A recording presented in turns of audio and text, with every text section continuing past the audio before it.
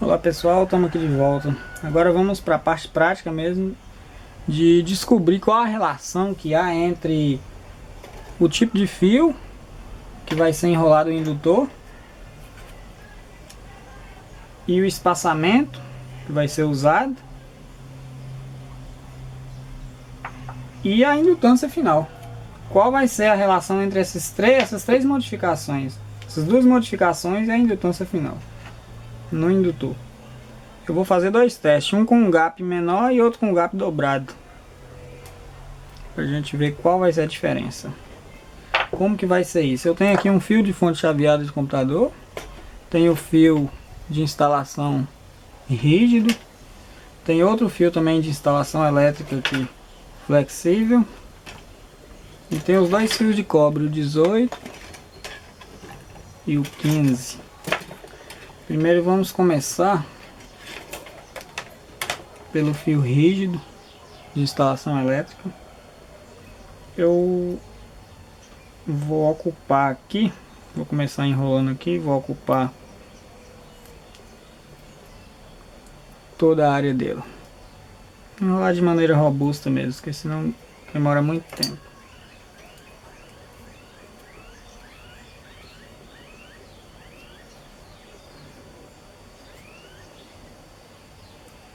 Ele ficou com 5 espiras. 5 espiras. Essas 5 espiras sem o núcleo dá para nós aqui 1 micro. Se eu for introduzindo o núcleo, olha só como vai aumentando. Subiu para 4,5. E se eu aproximar, o simples fato de aproximar a chapa, olha só como vai aumentando. Pronto. Pulou para 42 micro. Tá errado, porque simplesmente 5 espiras já deu 42 micro, já passou do normal dos classe D. Eu coloco o gap agora. Vamos ver qual é o novo resultado. Tá vendo só? O que que um simples gap faz? De 44 diminuiu para 8,32. Agora vamos dobrar o gap. Ele é muito sensível mesmo. Dobramos o gap e descemos 2 micro para 6,16. Então, quando vocês pedem aí quantas voltas eu devo dar, é muito relativo, é muita coisa envolvida, muita coisa mesmo, certo? Demos 5 voltas, colocamos 5 voltas, repetindo novamente, sem o gap, dá por volta de 40 micro, com um único gap, dá 8 micro, e com 2 gaps, com o espaçamento dobrado, dá 6 micro. Agora vamos desenrolar ele rapidinho aqui e testar um outro fio.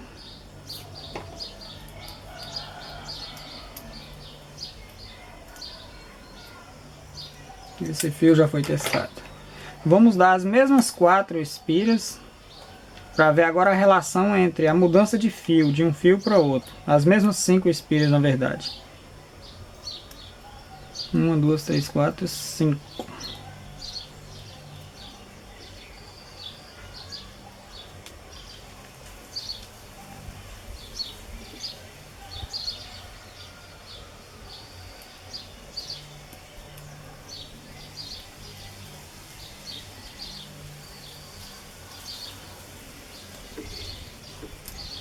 Esse aqui é chato para ele ficar aí. 5 espiras. Vamos ver sem o núcleo quanto vai dar. 2. O outro deu 1. Esse aqui já está dando o dobro. Vamos manter aqui e vamos introduzir o núcleo. Veja como vai aumentando. Subiu para 6,6. E agora vamos colocar a chapa aí. Subiu para 61. Olha a diferença entre a mudança de fio.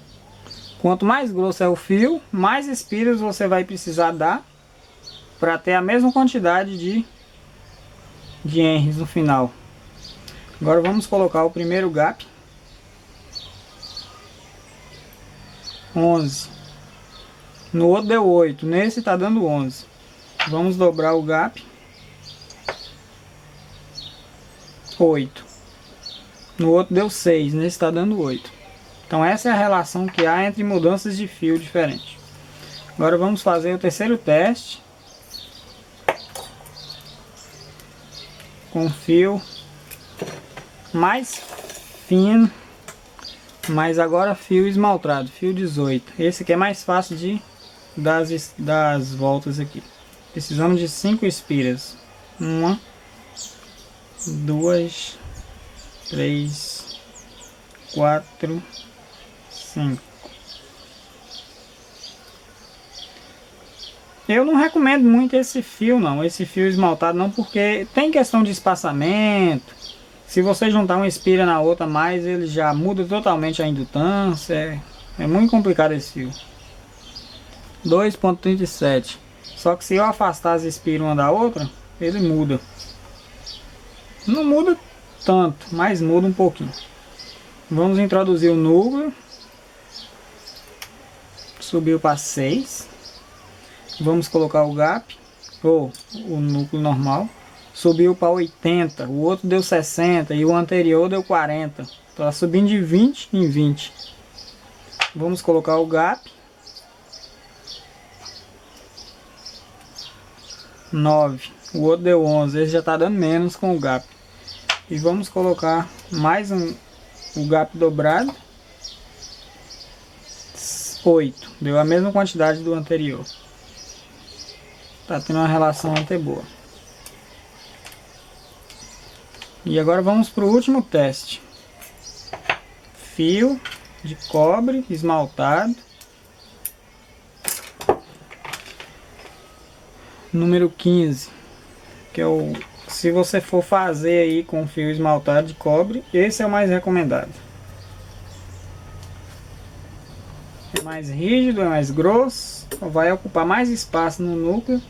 Mesmo assim, o núcleo, dependendo da indutância que você quiser, que for muito baixa, o núcleo vai ficar com um espaço grande ainda na janela.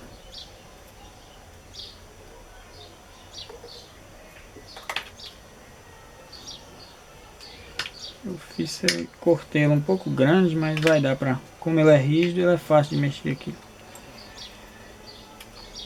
Sem o núcleo dentro. 2.45.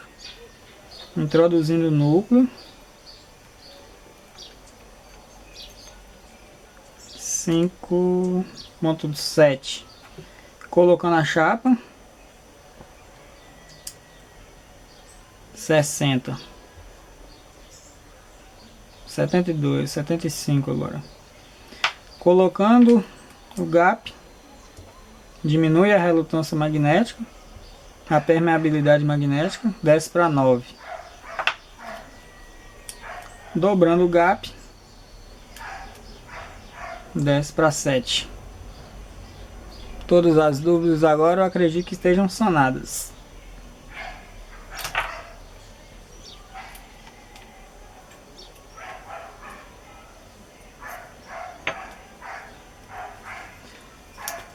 Lembrando bem, se você enrolar o indutor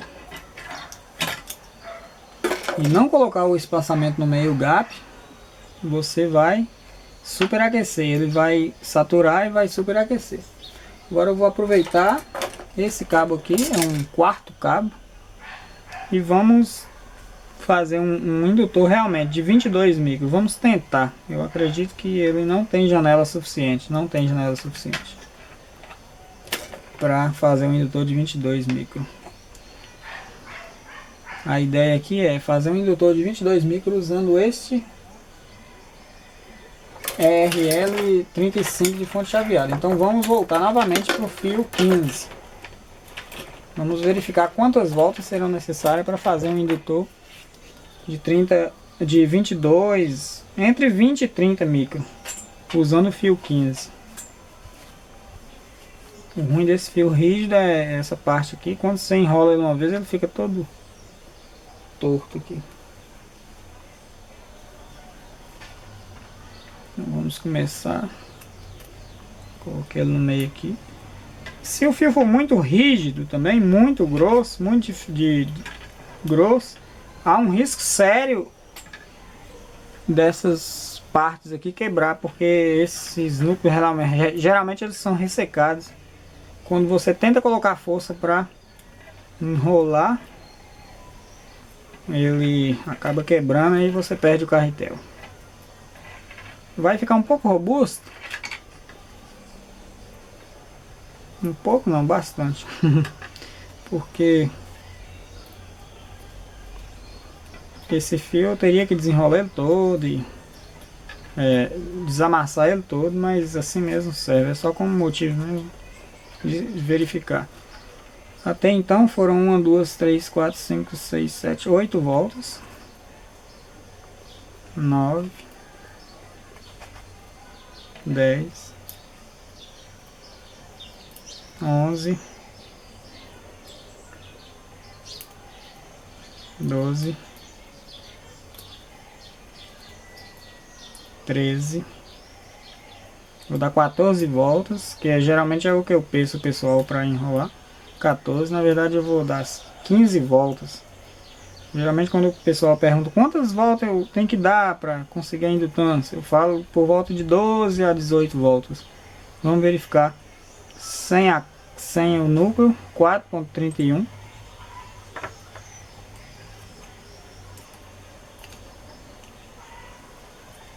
Com o núcleo já foi para 20, então eu acredito que vai passar bastante do que eu quero. Já está basicamente dando o que eu quero. Com a capa em cima, subiu para 329 microhenries, usando o gap, um gap único, desceu para 44, usando o gap duplo, desceu para 30. É um valor aceitável para o classe D esse aí. Então é isso aí, é entre 12 e 17, 16 voltas.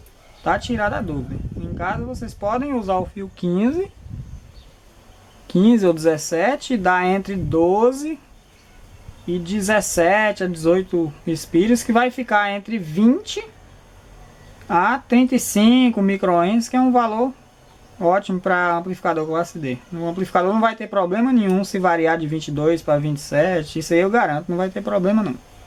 Beleza, pessoal? Espero ter sanado as dúvidas aí a respeito do núcleo, dos núcleos toroidais e desses núcleos aqui também, formato EI de EE, para ser usado como indutor de classe D. Lembrando novamente, se depois de montado ele ficar aquecendo muito, você aumenta o gap, coloca mais espaçamento e depois obviamente você vai revestir o núcleo com essa capa e melhor ainda, preencher todos os espaços dele com cola quente ou qualquer outro tipo de cola que segure bastante aí, para ele não ficar vibrando e não ficar fazendo barulho na vibração dele. Beleza, pessoal? Obrigado por assistirem. Se não forem inscritos no canal aí, por favor, se inscrevam aí. Obrigado.